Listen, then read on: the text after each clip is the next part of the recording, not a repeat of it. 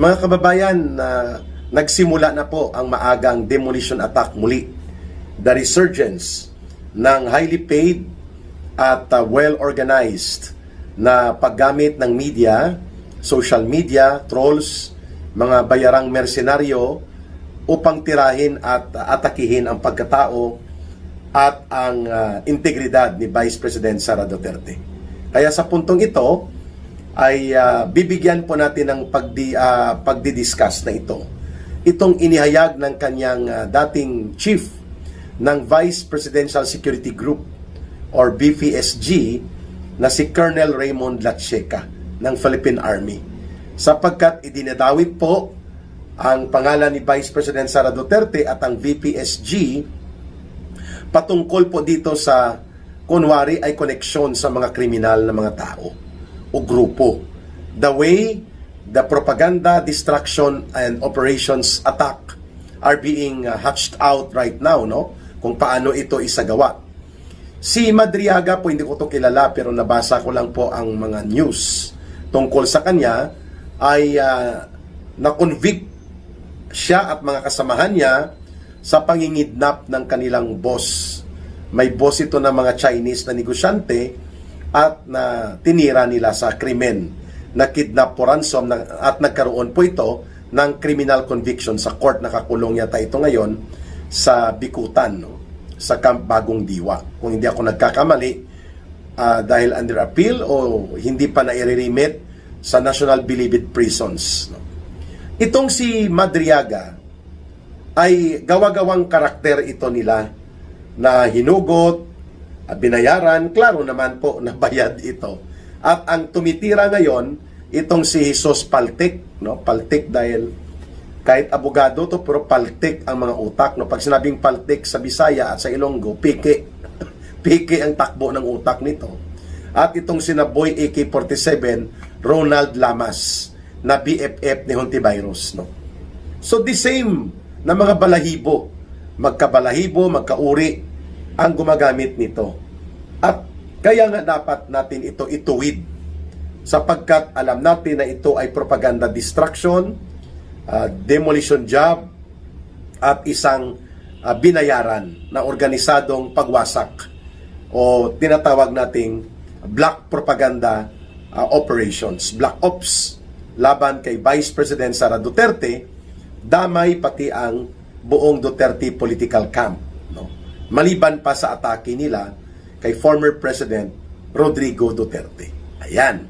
Ano po ang kabuluhan at halaga ng mga pagtutuwid na inilabas ng dating head or chief ng Vice Presidential Security Group na si Colonel Latcheca? Sabi niya, una, paano magkaroon ng otoridad ang isang sibilyan kagaya ni Madriaga para ma-involve sa pag-organize ng mga security team and security operations related sa pag-secure kay Vice President Sara Duterte. Ang bumubuo po niyan ay ang Armed Forces of the Philippines with the support of the Philippine National Police. Hindi man ito police, si Madriaga, hindi man ito military. So sino siya? Hindi man siya Defense Department official.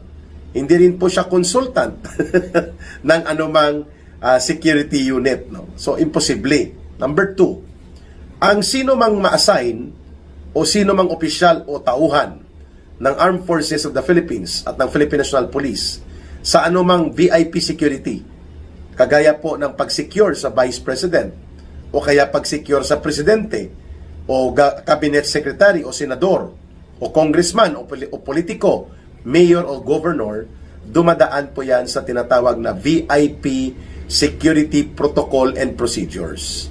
Chine-check po yan at biniverify.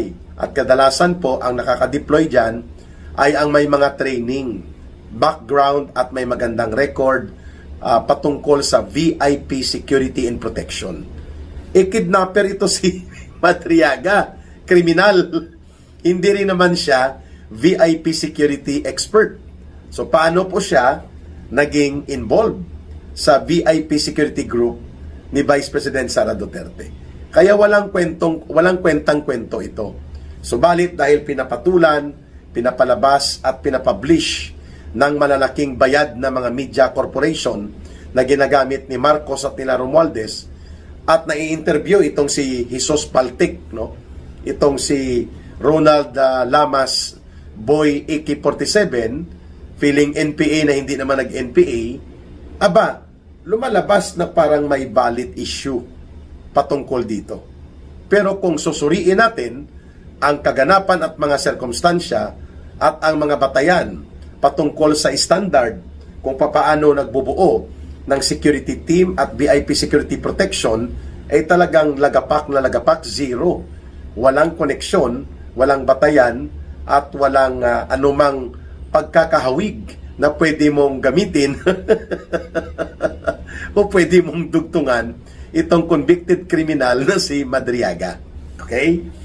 Pangalawang punto ni Colonel Lacheca, ang mga organisasyon ng AFP at PNP na siya po ang mayroong mga VIP Security and Protection Unit ay hindi po gumagamit ng mga sibilyan sa pagsasagawa ng pagbubuo ng mga deployment and assignment, sapagkat yan po ay internal sa organisasyon ng AFP at PNP. So dahil isang sibilyan at isang convicted criminal itong si Madriaga, saan siya nanggaling? Saan niya hinugot ang kwento niya na siya ay naging bahagi ng proseso sa pagbubuo ng mga deployment and assignment ng mga security team para kay Vice President Sara Duterte, samantalang hindi siya miyembro ng AFP at PNP at the very minimum. At wala din po siyang background, training o anumang record na siya ay expert o isang consultant at marunong sa VIP Security and Protection. Wala din po.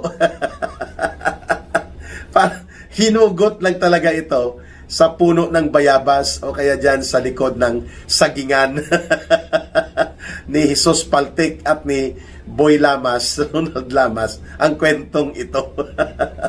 Okay. Pangatlong punto ni Colonel Lacheca. Ang record ang magpapakita kung totoo o hindi na mayroong isang Madriaga, Raymond bang pangalan nito, hindi ko, kung mayroong isang Madriaga na na-deploy, nakatrabaho o nagkaroon ng ugnayan sa security team o anumang security operations and activities para kay Vice President Sara Duterte. Wala silang may pakitang record eh. Laway. Bumubula ang laway nito ni Madriaga at ng mga handler operators niya na pinupunduhan ni Marcos at Romualdez. So, bakit natin tinatalakay ito? Sapagkat nais nating ipaunawa sa ating mga mamamayan na desperado na po ang gobyerno ni Marcos para mag-survive sa malubha at karumaldumal at hinayupak na uri ng krimen sa pandarambong at pangungurakot nila sa kabanang bayan. Na pati po sa international level, wala nang naniniwala pa sa gobyerno ni Marcos sapagkat ang tingin sa kanya magnanakaw, mangungurakot at mangungulimbat, adiktos pa. That is now a common and widespread public perception on Marcos. Hindi lamang sa Pilipinas, kundi pati sa pang-international na community. Sorry, wala pong karispe-respeto ang mga gobyerno sa labas ng bansa kay Marcos. Kung kaya, lugmok ang pamumuhunan, gumagapang ang ekonomiya, bagsak po ang mga negosyo at investment sa Pilipinas, pati ang turismo. Ito ang nais gawin ni Marcos sana, na ang attempt sa pagsasagawa nitong marumi at binayaran ng todo-todo na demolition attack laban kay Vice President Sara Duterte ay gagamitin niya po sana ito para magkaroon ng political manipulation and maneuver. Para i-distract ang atensyon ng taong bayan, mag-create ng intriga at iskandalo laban kay Vice President Sara Duterte. Pero nagkamali siya eh. Hindi po bobo ang mamamayan. ang taong bayan, ang mga Pilipino, nag-iisip. So, yun palang foul na kaagad. Paano nagkaroon ng security na ang isang kriminal at involved sa kidnap o ransom, yun ang papatulan ng Vice President. Ang nagbubuo ng kanyang VIP security protection, Armed Forces of the Philippines at mga Philippine National Police. Hindi man ito miyembro ng police at ng AFP. Sindikato pwede. Hindi naman sindikato si Sara Duterte. Ang sindikato, sila Martin Romualdez at sila Marcos. Sila po ang itinuturo ni Saldico na mayroong involvement sa sindikato. At sila nga ang pinakasindikato na umiiral ngayon sa gobyerno ng Pilipinas. Ayan. So, maraming salamat at nagsalita na rin po itong si Colonel Lacheca. Si Colonel Lacheca po ay isang PMA graduate. Ito po ay trained at respected na senior officer sa Armed Forces of the Philippines. Mas kapanipaniwala po ang kanyang pagpapaliwanag at pahayag kung ikukumpara dito sa mga trolls at mga binabayaran na mga asong ulol ni Marcos at ni Romualdez. No? Yun nga po, asong ulol dahil pag binayaran mo, nagiging ulol. At pag dinagdagan mo ang bayad, nagiging asong tahol, ulol na, at mahilig pa tumahol ng kasinungalingan. You can only make something become truthful kahit papano, kahit nagsisinungaling ka, at hindi mabubuking ka agad kung tumutugma ang mga factors o datos at impormasyon. Pero ito hindi tumutugma eh.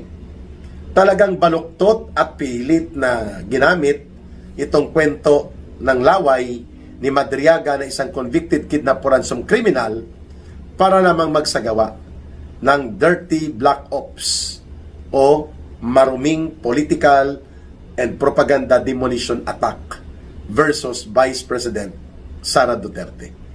Ang pagkakamali nila maliban sa ina-underestimate ni Marcos at Romualdez ang taong bayan na marunong mag-analyze, marunong mag-isip at nakikita at mararamdaman nila kung tama o hindi ang mga ibinabatong impormasyon, ina-underestimate din po nila ang tinatawag nating tsamba nila or ino-overestimate nila ang tsamba nila.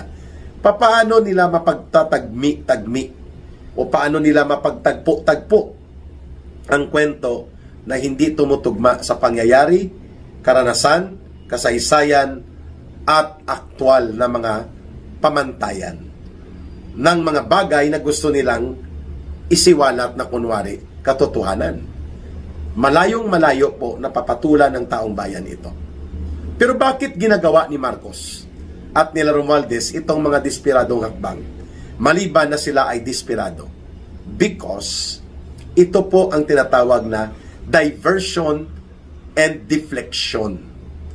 Iniiwas nila at inililihis at ipinapaling nila ang atensyon ng taong bayan.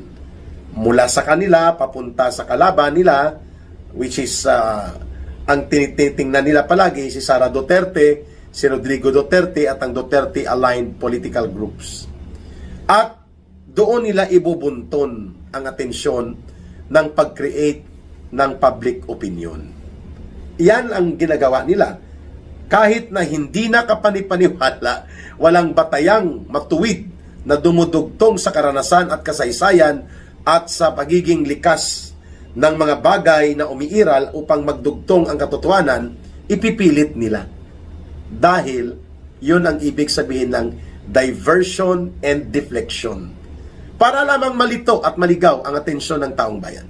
Para lamang magkaroon ng mapag-usapan na hindi po makafocus sa pagsambulat ng mga iskandalo ng korupsyon at krimen ng pagiging family cartel of corrupt and plundering officials and individuals ang uri ng grupo na pinamumunuan ni Marcos Jr.